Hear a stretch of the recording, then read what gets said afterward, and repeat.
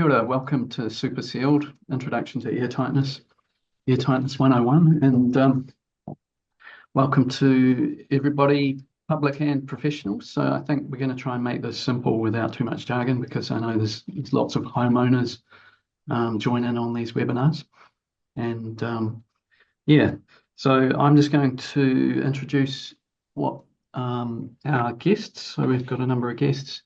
But before I get into that, Superhome movement, my name's Bob Burnett. I'm one of the founders and trustee of the Superhome movement. These are some of the partners involved in that. And yeah, our aim is really just to share ideas and openly, freely share information with the community and people wanting to learn about high performance homes. We have a subscription base for our professional participant members. So that's $500 a year for a local membership, or $1,000 for a national membership.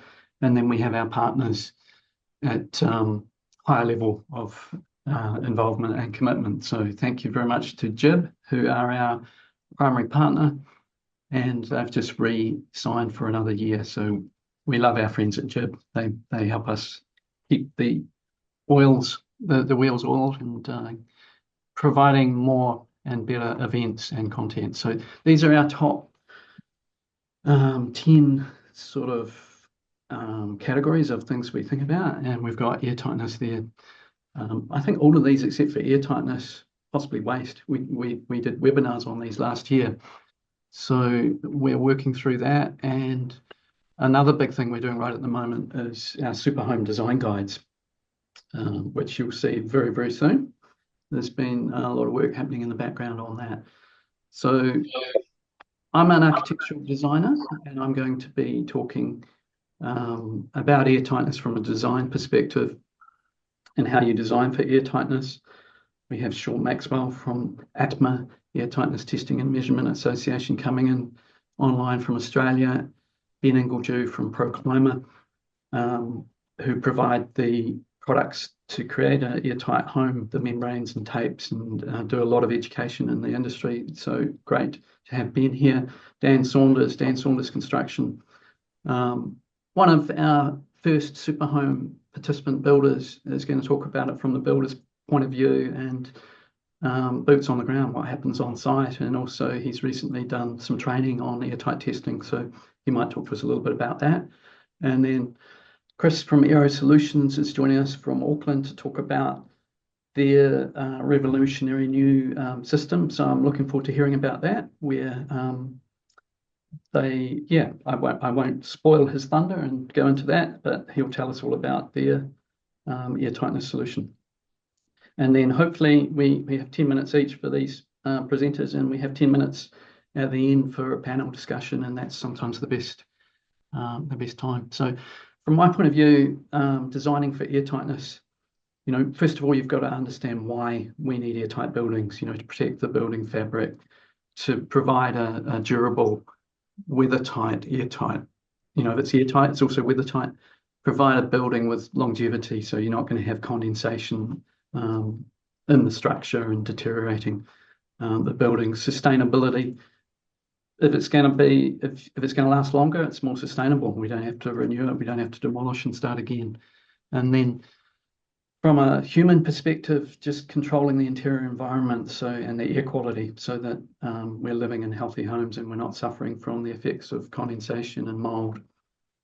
And hand in hand with that is comfort and well-being. Just it's physically healthy to live in an airtight, well-ventilated home, but also what's the psychological impact of that. And then last but not least, probably foremost in people's mind is the power bill and the energy efficiency of the home. And if you've got a drier home and a more airtight home, it's more cost effective to heat. So we might talk about that. And I'm sure some of the other presenters will talk about that too. So what I've observed is homeowners sometimes are skeptical about airtightness, and they think, oh, airtight, am I going to be able to breathe? Can I not open the windows? So these are common myths. I think we have a history of having large openings and sort of loving the indoor-outdoor flow, and that's just the Kiwi way. But there's no reason why you can't have both. It's just you don't have to open the windows all the time. And a lot of the time, particularly in Christchurch and south of Christchurch, the climate's not conducive to opening the windows. So I mentioned briefly ventilation. We're not going to go into ventilation, but it's sort of a package deal. If you've got an airtight home, you need to build tight and ventilate right. You definitely need a mechanical ventilation system, not relying on windows. So I think the key to it is just the client's perception and sort of knowing their knowledge and understanding why we need an airtight home, and then also the different strategies to reach different levels of airtightness and what's appropriate. And then the whole team really needs to be on board. So teamwork makes the dream work. So the better your team and the more up to speed and all on the same page your team is. And that includes the designer, the builder, the subbies, the suppliers, the consultants, everybody singing from the same song sheet. Because you don't want to spend a lot of time creating an airtight home and have some plumber or electrician come and drill holes everywhere. So yeah, as from a client, from a homeowner's perspective, I think the better your team, the less research you need to do. You can just be reassured and confident that you've got the right people on the job and you're going to get the result that you're aiming for and achieve what you want to achieve. Without that, I recommend you do your own research because there is no requirement for airtightness in New Zealand building code. It's the Wild West of building in New Zealand. We need to change that, but it seems like it's going to take a while, especially with the current lot that are in there in the beehive. But anyway, we won't get into that. So just internalizing the purpose of airtightness and bringing that on board, and it's the mindset that is really important.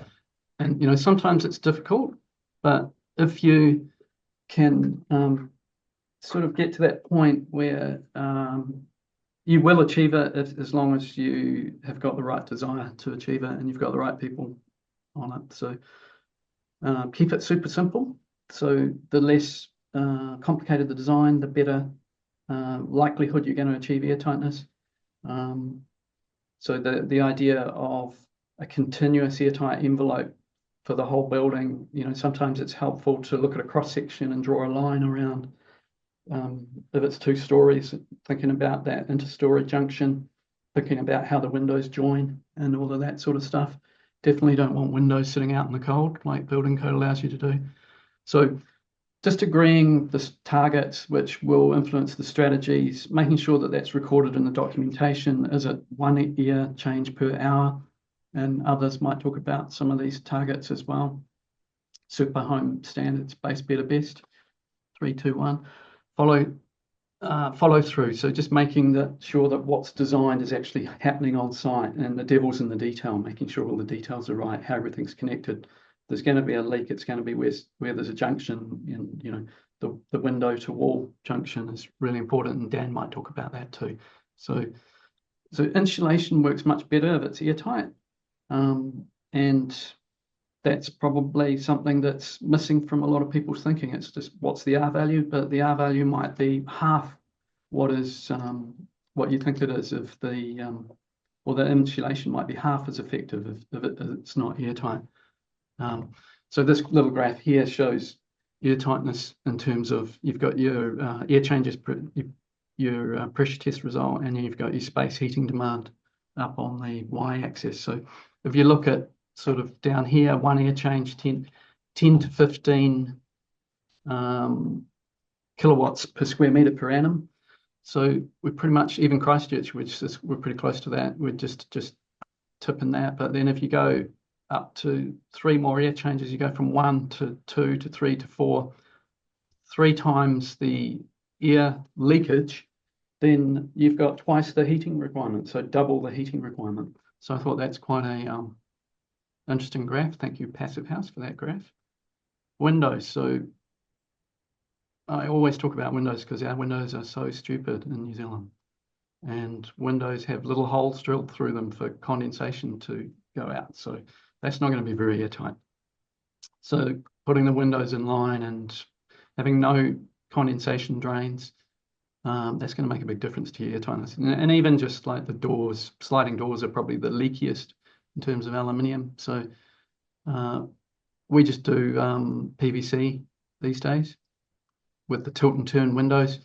So, again, the building code requires 0.5 R value for windows, which is twice what it used to be, but we're still not thinking about air tightness of windows. So R value, air tightness, we need to think about the whole picture, not just isolated elements. And by installing them correctly in the recessed into the wall would be a good start. So this was my first blower door test that I did, and it's our best result, 19.8 air changes. And this was a house that I lived in, and I started renovating. One of the first things we did, and we went through a whole bunch of stuff, and I don't have time to go into that, but probably the biggest effect on the air tightness was changing the windows and putting in the new PVC windows, which incidentally were recessed in an old villa. So we've kind of gone backwards. So we've started sticking our windows out in the cold when they used to be recessed. So yeah, you could see the curtains blowing in the wind before we changed those windows. So that house is now removed from the site, and that's where we're creating our zero carbon project. So this house here, ProClimate, Simon Gibbon came and did a blower door test of this house, and this was just when we were learning about air tightness 10 years ago. This was the first 10-star home. So it was a little bit late because the frames were already up for the second floor, so we couldn't do the Intello membrane, but we made sure we taped up everything and we sealed under the bottom plate, and any penetrations were well sealed, and we got 2.7 air changes. So that was our first new house that we blow a door test. This is a house 0.7, which we were targeting passive standard. This is a house where we used prefabricated panels, and it was a builder had no experience with air tightness whatsoever, but they're a good sort of old school builder. So I guess this shows that, if you've got a good system and a good design and a good builder, you can achieve it. And then this one here, 0.4. So most of the homes we do these days are under 0.6, which is the passive house standard. That one we had a black and white photo because the clients, to our horror, decided to paint the house yellow. Yeah. Anyway, so that's some of those just projects that we've done, and I think there's a common misconception around one of the other myths. If we're going to sort of debunk the myths, is people say a house needs to breathe. Well, no, a house is an inanimate object. Living beings need to breathe, so you need good ventilation, but your house doesn't need to breathe. And perhaps Ben or one of the other speakers will cover that. What have I forgotten to talk about? Are we at 10 minutes yet? Probably. I think I should hand over. Yeah. So let's just introduce Sean Maxwell from ADMA. And if you can share your screen, take it away. Cool. Can you see my screen? Stop share. Yeah. Yeah, we're all good. Thanks. All right, cool. Let's go for it. Bob, it's really great to hear your refreshingly honest and simple, straightforward attitude. I really like it. So it's great. I think that we can get to good places with air tightness in New Zealand. I'll tell you what we're working on here in Australia and how ways we can sort of trade ideas about what's working. So let's go as quickly as we can. This is going to be a bit of a TikTok presentation here where it's going to be running pretty quick. So I think it's awesome that you have right in your certification air tightness requirements, and that they're also scaled with, so your base requirement is less than 3 air changes per hour, but better is 2 and best is less than 1. So that's great that you've got something that scales with, with the level of ambition. So it's a good place to start. So let's talk about how we can learn. You can learn some things from the way the Australians are doing it. You say the Wild West.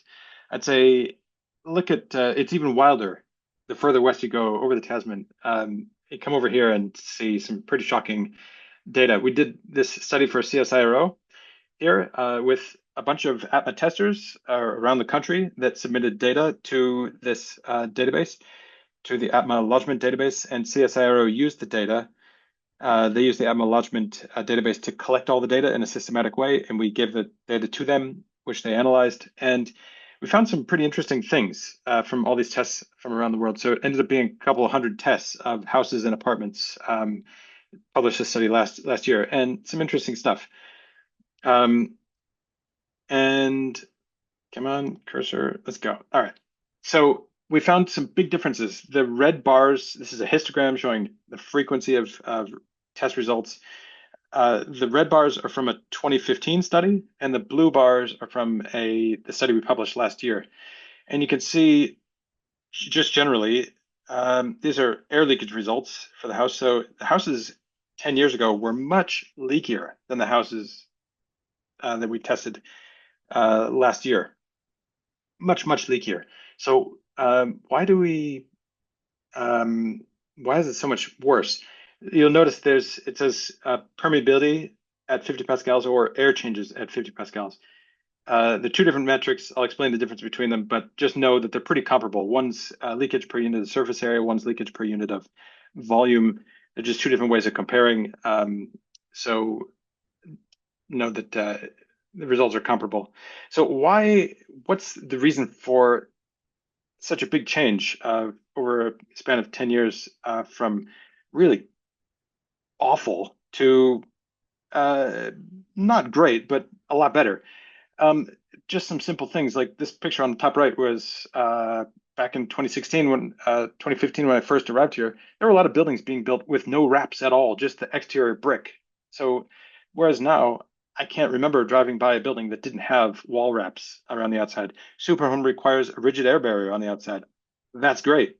So starting in the first place. So other things, downlights, which back then there were a lot of halogen downlights. Downlights these days, the LED ones, they're insulation contact rated. You can put insulation right over them, seal them right up. They just don't leak very much anymore, and that's great. So products are evolving. The windows and doors are getting better. Back then, there was a lot of single pane windows being installed. I mean, there still are, but now it's much more common to see double pane windows, and the windows in general are getting better. They're leaking less. So there's also a lot less really dumb things like wall vents, like basically giant holes in the wall that were allowed, vented gas heaters with just combustion air straight from the house, and so vented right to the outside. These were huge leakage points. And other things like bath fans. This one on the right, this was a code compliant house 10 years ago with a bath fan injecting the humidity right into the roof space. This was a low slope metal roof, so I can imagine this would not actually do very well if we went back there and looked at these houses. So those sorts of products are not allowed anymore. So just evolution of the industry, not really things that builders are actually trying to build more energy efficient. It's just the industry's evolving, thankfully. So you can see this is the blue results from this past study we published last year. And we see houses are getting better, a lot better than they were. In fact, most of them are below the National Construction Code requirement of 10 or less, permitted 10 or less. But you can actually see 87% of houses are doing better than the National Code requirement. Right now, there's no testing required in Australia or New Zealand for building code. But you can see 87% of them, if they did put a requirement in there, would be passing already. And those that aren't, this is a compliance problem, sure, but a lot of the causes of this are really big, glaring mistakes that could pretty easily be fixed. So, but how do we move the market towards the left end of this graph where you're getting more and more airtight? Note that almost none of these results are below the Superhome requirement of 3 or less. So only one is less than that. So Australia would have a long way to go to get there. How do we get there? How do we incentivize this move? I think what we need to work with first, before sticks of mandatory testing, everyone has to pass it, do or die. That's a stick. We could also use a carrot. So can we make an incentive to do better? This is what we're working on for New Zealand, and using some inspiration from what's going on in Australia. So we have now the energy model that most builders use to comply with the energy code here in Australia is going to have the permeability that's been assumed in the energy model on there that can be checked. And it actually says, it will say on the certificate that it's recommended that it's tested to be verified by an ATMA tester. Recommended, not required, but recommended that you get an ATMA tester to do this. And this QR code, if you have a second, scan it with your phone. If imagine you were in the position of a certifier, just say, I just want to make sure this is not BS, that someone's not trying to claim savings they're not actually getting. Let me just verify this blower door test here. You scan that QR code, and it will go to the database and pull down that certificate. Say, yeah, all right, this checks out. This was done by a qualified person with insurance, up to date, calibrated equipment, and this test that was submitted meets the technical requirements of ISO 9972. And this is the result. So it gives regulators something to trust. So why is this going to work? And how are we going to do it in New Zealand? Same strategy. We're going to advise that they allow airtightness as a savings strategy in the energy model approach, or the calculation approach, that you can get big gains in terms of energy efficiency from airtightness, which currently are not really available as a regulatory mechanism. You can't use airtightness to get energy savings in New Zealand. So that's a missed opportunity. And if you verify the result with a blower door test, then you should be able to claim those savings. Why this is less risky for regulators in New Zealand? Well, there's no change in stringency of regulation, so they don't have to justify, oh, we're going to impose this cost on the industry because no, there's no added cost here. It's what builders are already doing or able to do. So it's not, and it's voluntary. So it's not, they're going to get less political pushback for this. It also gives builders choice about how they achieve these results. You can use your favorite rep or whatever your approach works for you to get the good results. Builders have the choice about that. And it also starts a drive towards better and better performance by rewarding good practice and better practice and better practice. So in terms of regulatory cost, it costs less for them. Now you have this QR code on the certificate that can say, yes, that has been verified. So, and we have a network of testers in New Zealand that can carry out these testers. So Dan Saunders is in the process of becoming accredited himself. So when you do a test on your projects, we highly recommend that you contribute this data to the ATMA lodgement database. So get Dan Saunders to do your blower door test. He will contribute the result to an anonymous database, which builds up the knowledge base for New Zealand. So highly recommend that. So to get some easy gains, where should we focus our efforts? Well, obviously everyone talks about the leaky doors and windows. It's true, doors and windows do leak, but getting better and better windows gets incrementally much more expensive. So yes, doors and windows can in aggregate be one of the larger leaks in a house, but getting any individual door or window or all of them to be much better, like cutting the leaks down by 50%, requires a lot of expense.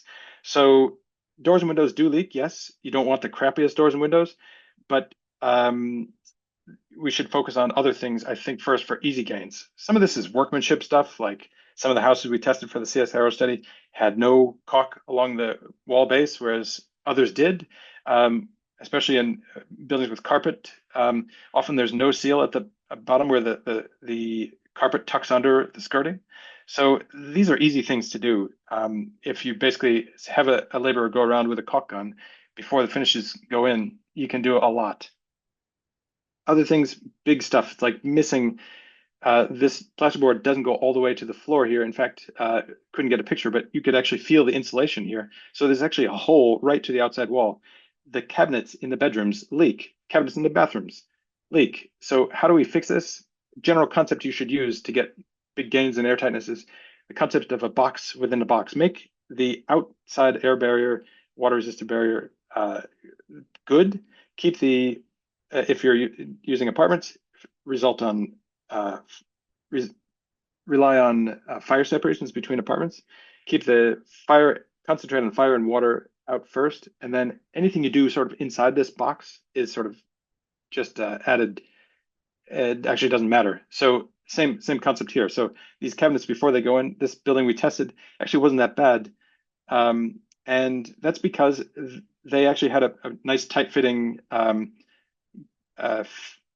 seam between the plasterboard and the wall bottom plate. It couldn't be improved, but that's a pretty cheap and simple leak to fix. And then all of a sudden your cabinets just don't leak at all, like leak zero, because they're sort of a box within a box. Here's where they do leak. So this was some existing houses we tested for the CSIR study. I mean, new, but behind the cabinets, there were leaks into them. So this picture on the left shows a bunch of penetrations through the walls in the kitchen. That's what makes things like the stove leak. If you ever do a blower door test and you go over to the oven, you'll feel air leaking out of the oven. The oven's not the problem. The problem is there's a bunch of penetrations behind that just weren't sealed at all. So actually you could fix this by removing the oven, sealing up those penetrations, and then putting the oven back. We can measure this directly. Sometimes it's a big source of leakage in any particular house, those individual leaks. Another one is, here's another example. So the range hood, the cabinet around the range hood leaks quite a lot. And that comes from things like this, that same picture here showing it looks okay from this angle, but if you go behind this, you see, wow, there's actually a huge gap between the duct and the ceiling. They tried to cut, they used a hole saw to cut this thing here, and they said, oh, shoot, there's a bat in there. Well, drill the hole again. So they did it again, but they didn't go back and fix this. So sometimes the cabinets leak a lot because of these very simple things. This can be done with an extra bit of plasterboard to fix that leak. And then big things like ducts not being sealed to the interior finish. This is easy stuff to fix, very cheap problem to remedy. Requires some good quality HVAC tape to seal the duct register to the interior finish. Can make a lot of these leaks just not leak anymore. So a lot of very easy things for you to do. Just a review on the terminology here. I was mentioning air changes per hour and permeability. Just to put your mind at ease here, they're actually very similar. Most houses have a similar amount of surface area and volume. So if you divide the leakage per unit of surface area, you get permeability. If you divide the leakage by volume, you get air changes per hour. Luckily for most houses, they have a similar amount of surface area and volume in terms of square meters and cubic meters. So they're pretty comparable. 10 air changes per hour is about a permeability of 10. I'm just giving you a heads up that someday you're going to change to permeability because it's the one that makes more sense just in terms of if you do testing for 20 years like I have, you start using the things that make more sense. Permeability is the one that makes more sense universally. So that's what you're going to be using in New Zealand eventually. All right. So let's work together. When you get a blower door test done for your home, your project, please have it done by an ATMA tester, because what they do is they have taken training, they've demonstrated competence, and they will contribute the data to the ATMA lodgement database for New Zealand to give the information we need to present to MB and regulators in New Zealand to really start moving the market in the positive direction. So I hope we can work together, ATMA and Superhome, to join forces and tackle this from multiple directions. Okay.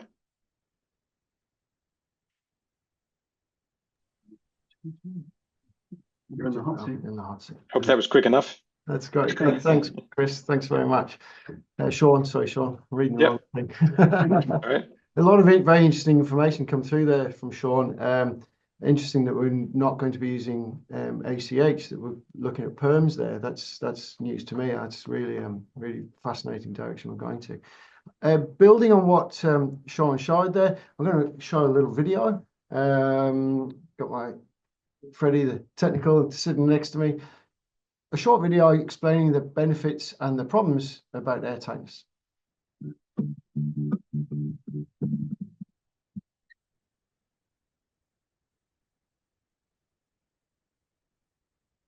I'm Francis Mattup, and I am here with John Davies. He's from Pro Climber, and we're here to talk about airtightness. John? What is that? That's a blower door, and that allows us to test the air leakiness or airtightness of the building envelope. So we're going to gently depressurize and pressurize the building. If we depressurize, we're going to find where air is leaking in. And if we pressurize, we're going to find where air is leaking out. And if it's leaking, it's lost. So that's our heat energy. That's what we want to fix. Wow, that's a big one. Okay, so we've found a gap. We've seen the air leaking through the cavity. But there's a very small hole, John. Well, that small hole gave us an awful lot of leakage during that test. We could see it. But the effect of that air leaking out is the effect on the insulation value. So if the air is flowing through it, it's not working. In fact, it's probably degrading that insulation by maybe up to 80%. 80%? That's a big number. How come so much? Well, it's just like you wearing a jersey on a windy day. The air cuts through it and it stops your cardigans from working. That leads us to another problem, and that is the amount of moisture that can go out through that hole in the wall as well. So the physical testing that's been done shows that a 1 millimeter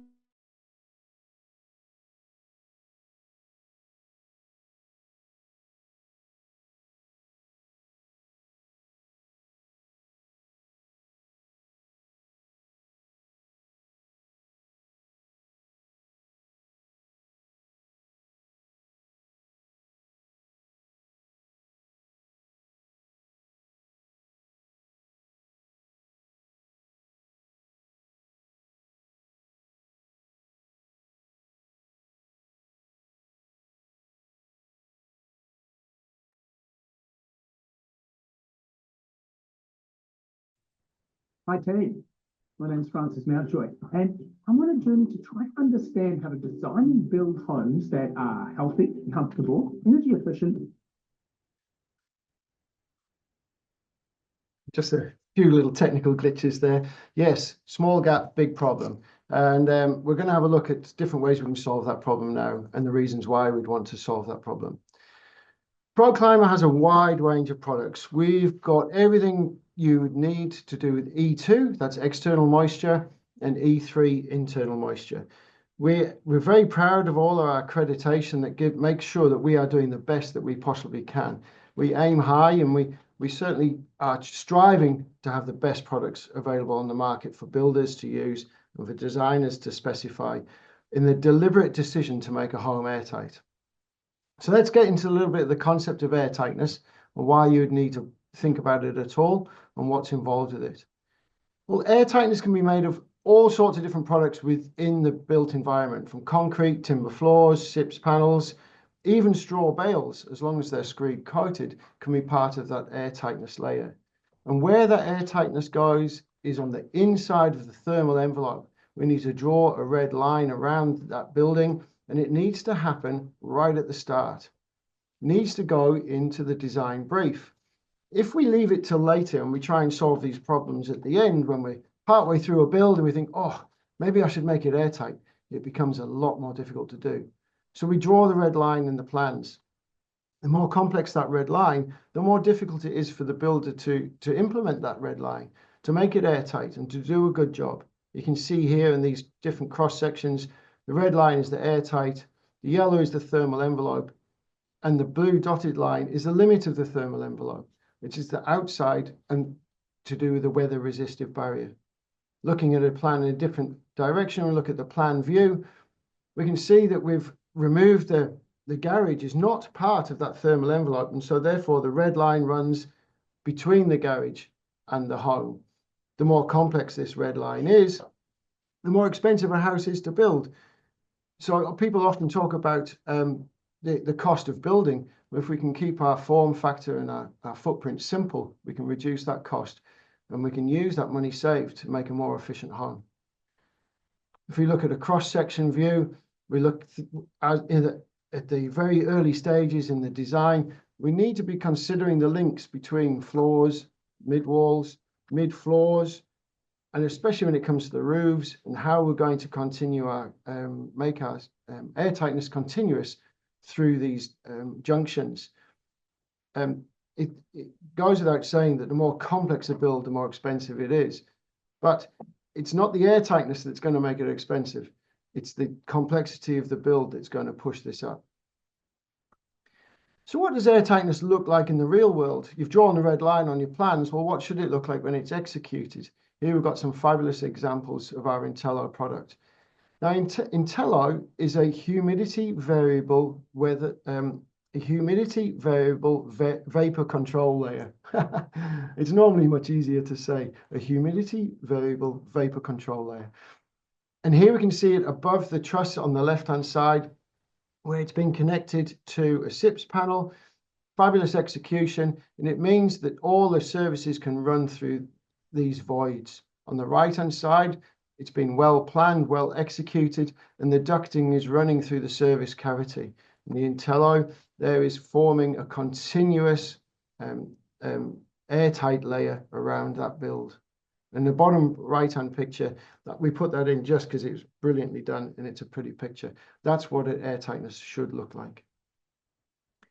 Intello can be used with other products as well. On the left-hand side, we've got straw bale. Now, straw bale, of course, isn't airtight on its own, but once it's got a rendering on there and the screed is on, then it does become airtight.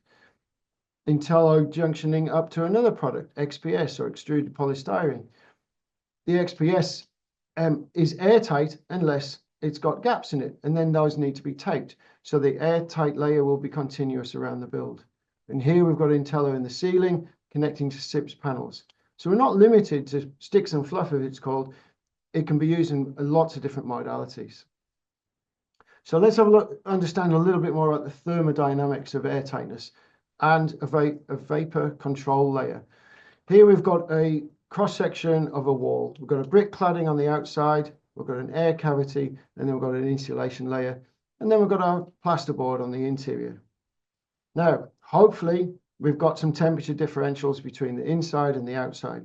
Christchurch this morning was about 5 degrees, and the inside of my home was marginally warmer than the outside, depending on which room you were in, but that's what we were hoping for. What happens here is we get, but the laws of thermodynamics means that high goes to low, warm goes to cold, and wet goes to dry. So what's happening in this wall? Well, there's an energy drive from the warm to the cold, following the laws of thermodynamics. And where the energy goes, the moisture flows. And that's what we've got to watch out for, is the energy that is being driven from the interior to the exterior is carrying moisture with it. So let's have a look what happens if we reverse that. Now, this is what's called back diffusion. Okay, the sun has come out, it begins to warm up the cladding. The moisture from that cladding will push through an energy drive to the cooler space on the interior. And this, of course, has implications of where that moisture will go and where it will get trapped. So let's have a look at the concept number 2, which is about vapor flow. So we've looked at airflow, but as I said, where you get airflow, you get vapor flow. Now, during COVID, we all became very familiar with the masks, and we weren't quite so familiar with balloons. Not a lot of celebrations going on, unless, of course, you're in the Houses of Parliament in the UK, where you could party all you liked. A mask like this is air permeable, while a balloon is an air barrier. It means you inflate the balloon and it stays more or less inflated. Air permeable also means it is vapor permeable. So water vapor can pass through that, while with an air barrier or a vapor barrier, water vapor cannot pass through. Plastic sheeting, foil, vapor barriers. What we want to do is combine the two. We want to reduce the airflow or eliminate the airflow, create an air barrier, but allow it to be vapor permeable. Now, there's a lot of science has gone into it, and we've got the answer for you right here. Our weather resistive barrier is an air barrier. It is airtight. However, it allows vapor to pass through it. It has a very low vapor resistance. And that's down to this high-tech product here called TEEE, thermoplastic elastomer ether ester. Very fancy word. Can't spell it. I can only just remember it. And that goes here in the middle. The outer coating there, that's to protect this foil, not the right word, this membrane from damage. It's a non-porous membrane, as opposed to a microporous membrane. Now, the difference is that water vapor can diffuse through this on a molecular level, while with a porous level, it is being pushed through, and those pores can block with time, and it means that you have a lesser degree of control over the water vapor that is able to pass through there. So, concept 3, my favorite one, beer. Let's have a look and think how beer is connected to this at all. Now, what happens, when you have a look at this picture of a beer, what's the first thing you might notice about it? What's the temperature of this beer? Dan, is it a beer you'd reach for? Not hazy enough. Not hazy enough for you, but at least it's cold, all right? It's a cold beer. We can see that by the condensation on the glass. Condensation is all too familiar. I've never been to a country that sells window vacuums in winter like they do here. It's really quite spectacular that is our solution. Condensation forms on a cold surface. How does that affect our walls? Well, if we look at, let's go back to our scenario. We've got from warm to cold. We've got a cross-section of the wall with a cladding. If we were to put a wall under that was a vapor barrier, that is a continuous foil, so for example, aluminium foil, as the warmth passes through the wall, gets to the cold vapor barrier, we get a beer. We get condensation forming on the inside of that foil. Okay, all right, well, let's move the foil. Let's put it somewhere else. Okay, well, that's going to work, because at this point, with the energy drive going this way, the foil is warm. We're not getting condensation on it. But there's a problem. When it goes to back diffusion and the exterior cladding warms up and the energy drive is the other way, of course, we get a cold beer. We get condensation forming on the inside of our wall. Not good. Okay, well, let's try something else. Well, here we can see the results of that back diffusion, and that's condensation on the back of that foil. No, in this case, it's clear plastic. So why don't we do something else? Let's put them in 2 places. That's got to be better, surely. Now we've built what almost like a vacuum flask for a wall. Well, yes, we've got barriers in both directions, but the problem comes is in the inherent moisture of timber. When that warms up and tries to leave, then we get condensation forming on the floor, and we get 2 beers, which you could think 2 beers is better than 1, but not in this case. All right. So there's a better way of doing it. If we use a vapor permeable wall and delay, not a foil, we can, and we have the same conditions, the water vapor will pass through. That's got to be good. We're not getting condensation on the back of that anymore, and we've managed our condensation. But there's a best way. That is, we use our vapor permeable wall and delay. We move our plasterboard towards the interior. We place our vapor control layer and another layer of insulation, and this is where the surfaces run. Now, in this case, we are getting, yes, we are still getting an energy drive from warm to cold, but the air tightness created by the vapor control layer is deflecting most of the air transfer, so you're not getting air transfer through holes in the wall, like we saw demonstrated with the smoke machine earlier in the little video. And we are reducing the moisture loading into that wall, and any moisture that is in there is able to get through. This is what we believe the best solution for the best wall we can possibly do in a New Zealand built environment. Okay, so the trifecta is we need to have a humidity variable vapor control layer.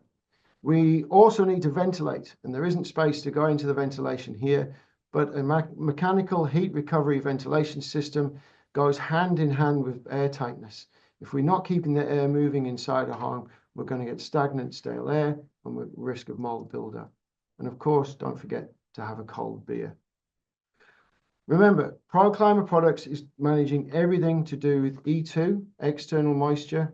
E2 is part of the building code that covers external moisture for those who don't know, and E3, internal moisture. And as a complete system, they are doing the best we possibly can to make sure that that wall stays warm, dry, and healthy. Slide away. If we still run. Hand over to Steve. We'll swap places, Joe. Swap places. Oh. Very good. Thanks, Ben. So from a builder's point of view, I always go back to a couple of sayings that that get voted around a little bit. You don't know what you don't know. And from my point of view, probably very similar to Bob's, was back 10 years ago, we weren't doing much about air tightness, but keen to learn. So many of even when we were building high performance homes, they weren't airtight. So we learnt more about it. So the other thing too is be curious. So if you're an owner listening to this, or you're within the industry as a builder, also be curious and learn to. Once you get information, don't be put off by the builder saying, no, we this is the way we've always done it. So it's all about just learning and being open for adaptation, I suppose. So which way is it? Just click. Or that one? No, hang on, you do it. Try and side one, is it? Oh, there you go. So Sean mentioned earlier about the air tightness with the Superhome. We have base, better, best. So based on international standards, we go base being 3 air changes, better being 2, and best being 1. So a lot of this will align to your budget as to whether you're doing a renovation or a new build. So for example, if you're doing a renovation and you want to just do the base, so you may not be taking your wall, you might take the wall linings off, but not the ceiling. So you can look at, instead of using recessed downlights in the ceiling, you can go for flush mounted, things like that. So when you talk about getting up to best, then you're doing a deep reno. We just finished, or doing one at the moment, where we've basically stripped a 1960s house back to Remu, back to native timber, and put insulation in the walls with a weather-tight membrane from the inside, and then used plywood. Oh, wrong one again, sorry. The wheel. Yeah, so as you can see there on the left-hand side, this is one of the renovations that we're talking about. We used the Proclimber and tallow on the ceiling. Obviously, with an older construction, we have ceiling joists, so we couldn't run the tallow all the way through. So we stopped it at the frame over here, and then used the tapes there. And we used plywood on the inside as the membrane there to stop the air movement through the insulation, but also to provide some structure and some bracing as well with the surface cavities you can see. So that was obviously taped to that in tallow and taped to the concrete. Other ways you can do it as well is, I think Sean mentioned it as well, is sealing the bottom plate to the slab or the floor, or even the plasterboard, if you're again not doing a deep retrofit. So the other things to think about when you're doing renovations is, a lot of the time there'll be wires or plumbing pipes coming up through this top plate from above. So you can, if you're rewiring, you can come along and foam or use sealant to create some airtight barriers there. As you can see on the right-hand side, another slide of a ceiling where we've got a surface cavity on the ceiling where the ventilation and all the services are going to run within that thermal envelope and airtight layers, which helps control the internal environment. So a couple of a new build here. So this was complete based on the best situation with the certification. So that's using airtight layers, external wrap, the weather-tight layers, surface cavities, and going full noise, and you can see the result there. So when you're getting to the stage of testing, so normally we do a test at pre-line, so you can look at doing testing, and we have various testing equipment that we use. We've got a smoke gun here, which we'll I'll fire up in a second. So we use that in conjunction with the blower door test. So we have it, we pressurize and depressurize the house, and then walk around with the smoke machine, and then we walk around and try and find the leaks. So then we can look at finding the leaks and fixing those before we get to pre-line. So we also have used thermal imaging. So again, especially suitable for cold days where you've got say on a frosty morning, you can walk around with the camera and you'll see air movement once you're pressurizing and depressurizing, especially around windows, plugs, and things like that. So very important to carry out these tests at the front end. So and getting your as Bob mentioned, getting the team going at the start, it's very, very important. So making sure your plumbers, your sparkies are all on board and know the why and the why you're doing what you're doing. So they're not just going to, cut a hole, and making sure that if they do make a hole in the airtight layer, that's okay if they do it by accident, or they do get a pipe through, is that they let us know and you get it sealed up so it's not missed, because once the lining's on the wall, it's too late. So moving on to the quality control with the testing, like Sean mentioned about ATMA, is getting it tested, and then you can then pass on that certification as you move on. And with that, recently, so we did up in Auckland, there was the ProClimber had the inaugural Air Tightness Summit, which was a very good 2 days of exciting information. And then following on from that, the week later, I went through the ATMA course to gain certification. Well, it's pending at the moment, so that's pretty good as well. So but to break it all down is just, as a builder, as an owner, I think you just be curious and make sure you question everything that's happening on site, I think, and then you can get a good result at the end. So Thanks, Nick. I do the Zoom. All right.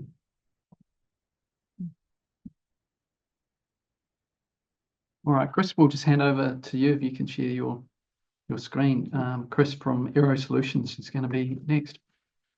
And yeah, we might not have time for questions at the end, so we're running a bit behind time, but that's okay. Just where you go, Chris. Okay, can you see that? Yes, that's all good. Okay, great. So yeah, I want to talk about aero barrier. Aero barrier is a system that's extremely well established globally, but it's new to New Zealand. So when I say well established, there are about 150 to 200,000 houses a year done with the aero barrier system around the world. That's North America and Europe. And it's a fairly simple, straightforward way to take a house that's been built to code and use airtightness to turn it into a more energy efficient home. Homestar like it because it's an easy way to use airtightness to improve the energy efficiency and makes it a little bit easier to get your Homestar ratings. But common theme that you've been hearing through all these presentations is it's paired up with ventilation.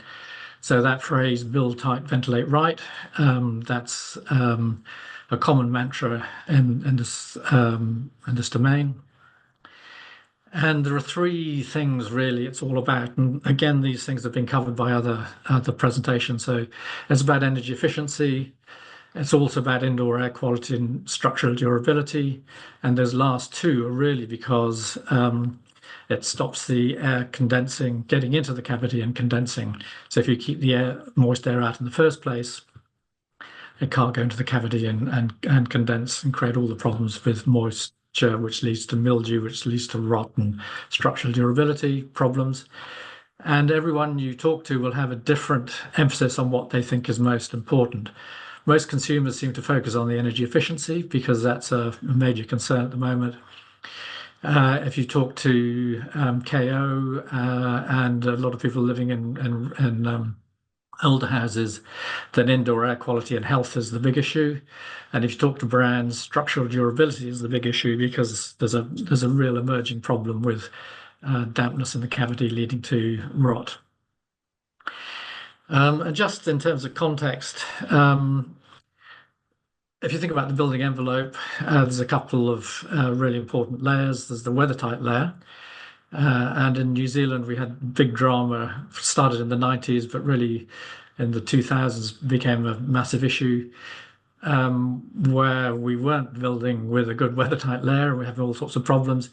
And the industry has really focused on that ever since. The rest of the world has gone on and looked at the airtight layer as well. And New Zealand hasn't. It's not in our code, and that's a shame because the airtight layer has so much important performance in terms of energy efficiency, air quality, moisture damage, and so on. So most of the world, there are codes that require the airtightness to be managed, and there are targets, either 5 or 3 air changes an hour is the most common. We don't have that.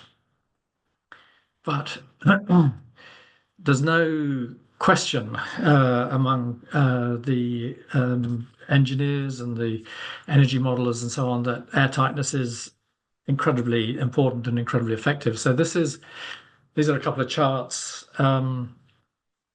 and both the IECC and Energy Star are saying airtightness is the most important thing. Now, there's a lot of acronyms in here. So NAHERS is the Northeast Home Energy Rating System Organization, ANSI, American National Standards Institute, Residential Energy Services Network, IECC, the International Code Council, Energy Star, government-backed Agency for Energy Efficiency. So I just put this up because these are not manufacturers saying energy airtightness is important. These are people whose whole purpose in life is to try and look at energy efficiency and quality in building. And both of them have got very similar conclusions, that once you've got a well-constructed building, airtightness offers the greatest opportunity for reducing heat loss. Basically, you've got holes in your walls, your energy is blowing out. It's either blowing through your walls, through your insulation, or it's just blowing straight outside. So airtightness is incredibly important, and that's why it's a code-driven thing in most parts of the world, and unfortunately not here. And this is not unknown in this part of the world. Brands has done a lot of research in this area as well. And this might sort of explain those charts a little bit more. So what Brands did was they took an old house, relocated it, brought it up to code, and then they progressively improved the airtightness. So they actually started at about 14, but the chart starts at 9 and comes down to 1 air change an hour. And then they've got all sorts of sensors throughout the building measuring the energy use. And so this isn't a model, this is just what they tested and found as they reduced the airtightness from 9 to 1. They got a 50% drop in energy requirement. So that's just airtightness. But then they added heat recovery ventilation, different levels of heat recovery, 55 and 90% efficiency. And by adding that, they got another 40% energy reduction.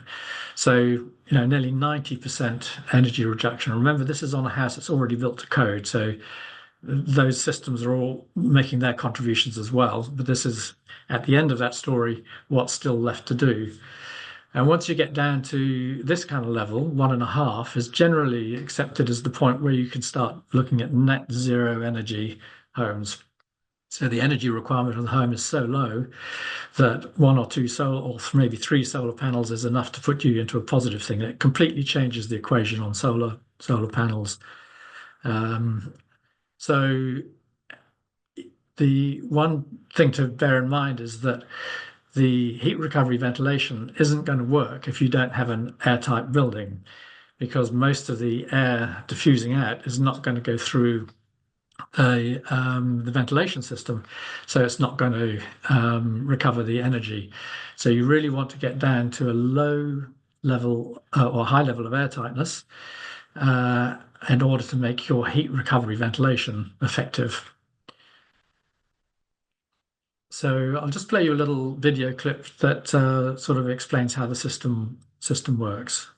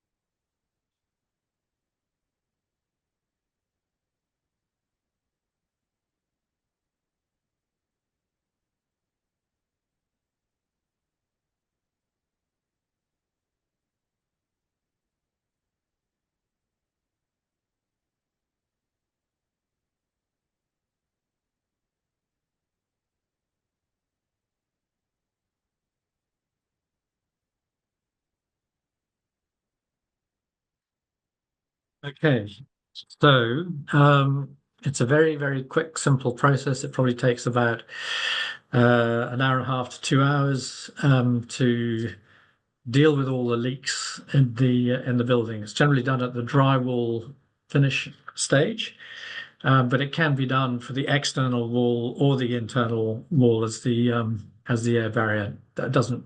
It's agnostic.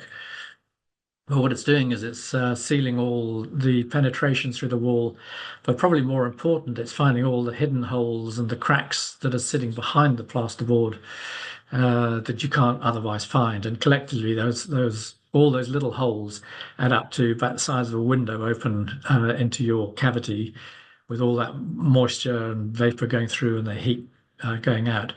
So costs typically for a house about $3,000 to $4,000, and you can take it right down to under one ACH. Very, very quick and simple. So just what is the air tightness of new homes? That work that CSIRO and ATMA did, very, very useful. Shows that the average new house in Australia is about 8 ACH, and our experience of going around doing houses here is they're sort of also about the same kind of level. So I think you can take as a rule of thumb that most new houses are around 8. A good builder obviously can get it right down, and you can use lots of systems to get it down. But assuming a builder hasn't set out to do an airtight home, then probably the average is around 8. So how much are people spending on energy? You see quite a lot about the average energy consumption around, but the reality is that if people are buying a brand new house, they've got to be in the sort of upper income brackets. So you've probably got to be earning $100,000 or more as a household income, joint income, to be buying a new house. And we've had a look through, we managed to get access to a whole, 6,500 records on what people are spending in different income brackets. And the average among those top 3 who are the new house buyers is about 1,600, from about 1,800 to 1.5, about 1,600. And I've also people like Panasonic are doing longitudinal research on hot water heating, which is one of the other big users of energy, and they are estimating that households are up to about 1,900 on their water heating in these income brackets. So it's about that kind of number. Energy is a huge concern to people. This is from ECA. 71% or 70% of consumers are really worried. They're worried about energy prices rising, and they're right, because they are rising, and they've just done another rise. And this is a concern right around the world. So houses that are energy efficient and with some kind of certification achieve higher premiums, and they sell faster than houses that don't have certified energy efficiency. So this is used US Department of Energy. Energy Star rated houses sell for 2 to 6% across the states, and it's up to 9% more premium in California. And that's the same in Canada, UK, Germany. Homes with higher energy ratings sell faster at higher prices. So as a builder, there's a good reason to build energy efficient houses, because your houses are going to sell faster and they're going to sell for more. If you put all that together, this is sort of what it looks like visually. If you take a scenario of the difference between a house being built at 8 ACH and 2 ACH, it's going to cost you about between $5,000 and $10,000 to put in, make your house airtight and ventilated. And if you're putting in, $10,000 if you want to have it with heat recovery ventilation, you are looking at up to 70% reduction in your energy spend if you've got good mechanical ventilation, good heat recovery. And if you haven't got any heat recovery, you're still looking at about 40% improvement. So quite significant savings.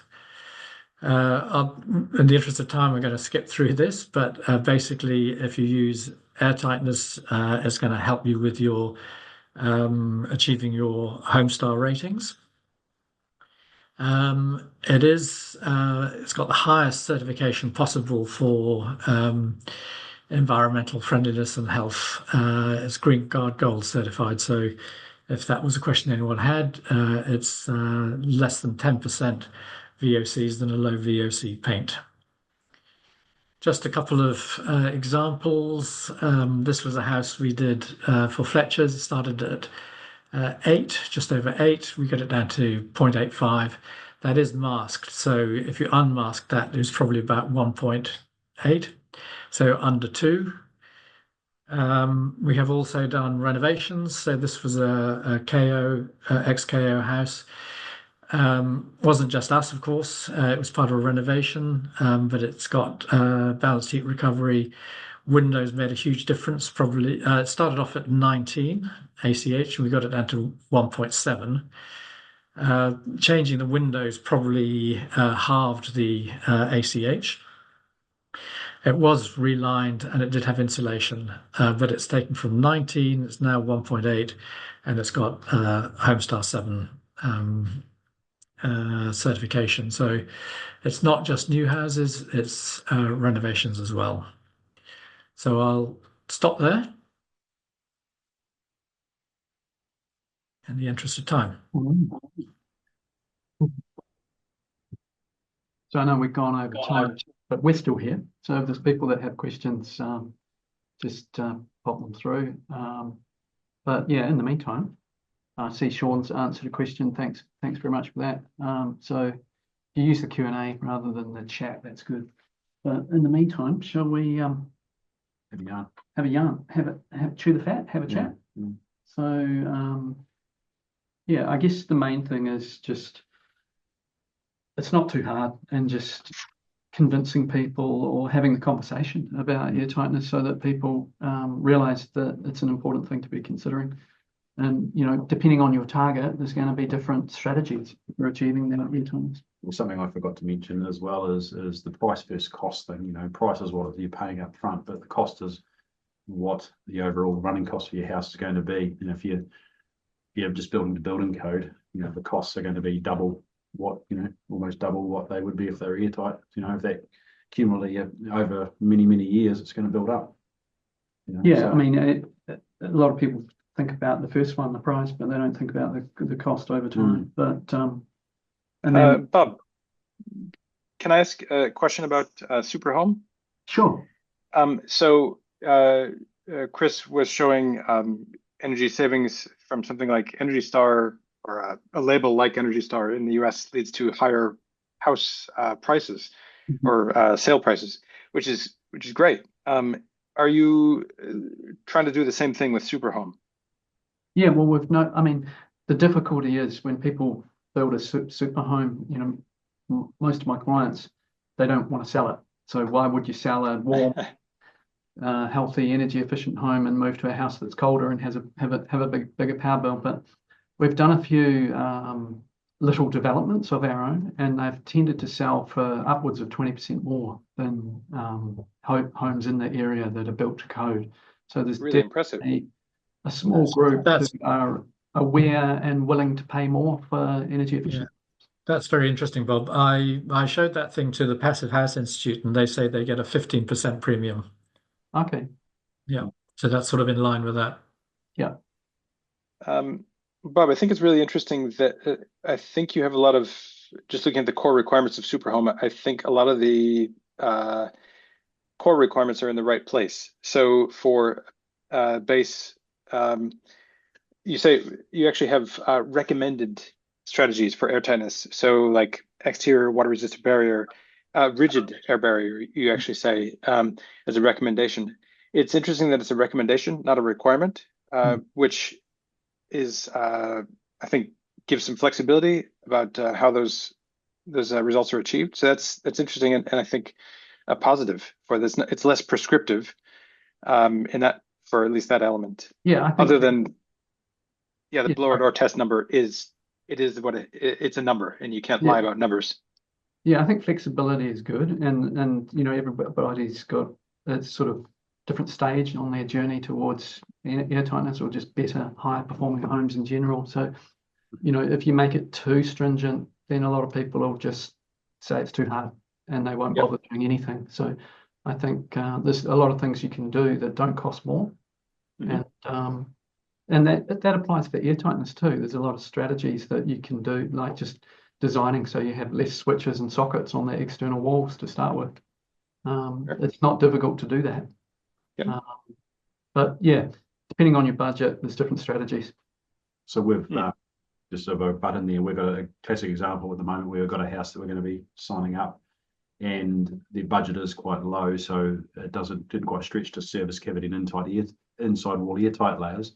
Because it's got an area where there's a skillion roof, we are putting airtight layer on the ceiling, just obviously to stop that moisture issue there. But what we're going to be doing is Intello on the ceiling and then taping that to the outside plate, but also having a rab which is going to be taped and airtight, and then we'll seal up all the bottom plates. So it's a little bit of a combination. So we'll be interesting to see where that gets.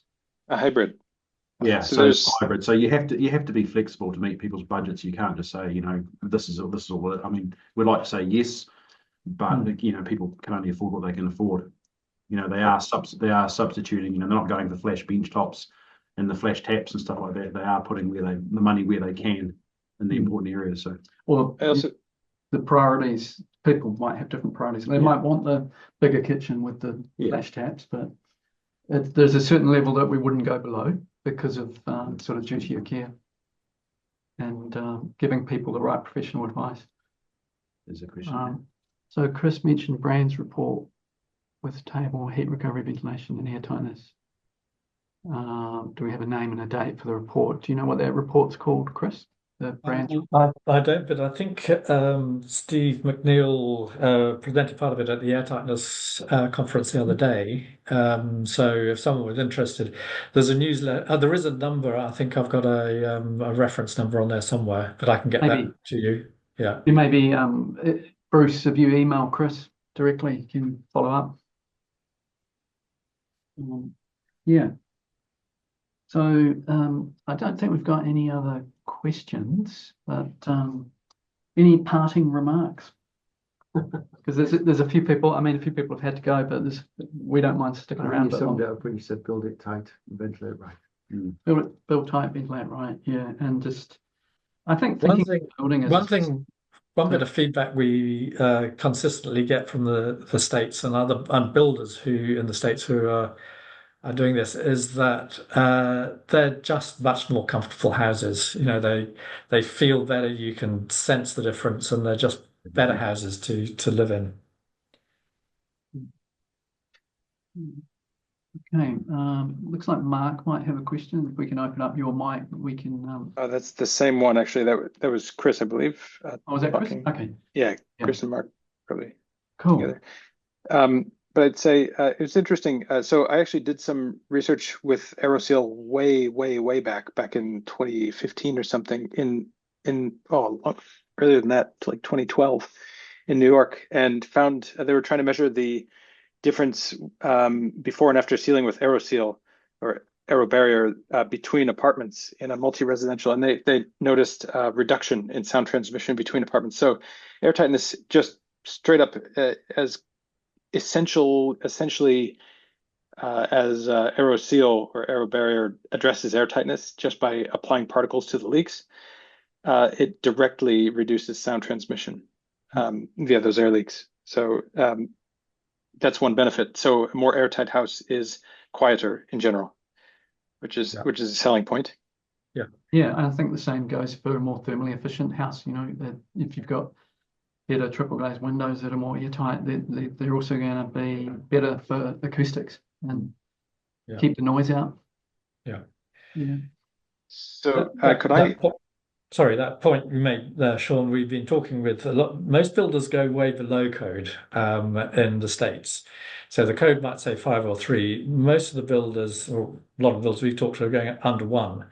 And they're going under one because the majority of reasons for people buying an airtight home are not code compliance. It's all these benefits we've talked about.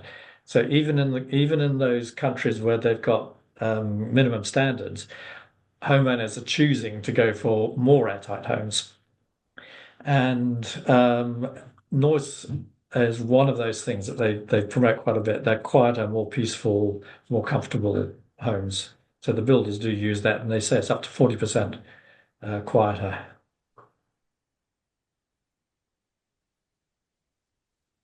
Yeah. Very cool. All right. Well, we'll probably just close off now if there's not any other questions. And yeah, thanks very much. Thanks very much, everybody, and thanks to the presenters, and thanks to the people that attended. And we'll see you at the next webinar, which is on super shading, talking about overheating, and which is a hot topic. Pardon the pun. Nice one. So yeah, if you want to know more about what's coming up, have a look on the Superhome website. Thanks, Bob. Thanks for the opportunity. Thank you. Thank you. Bye, guys.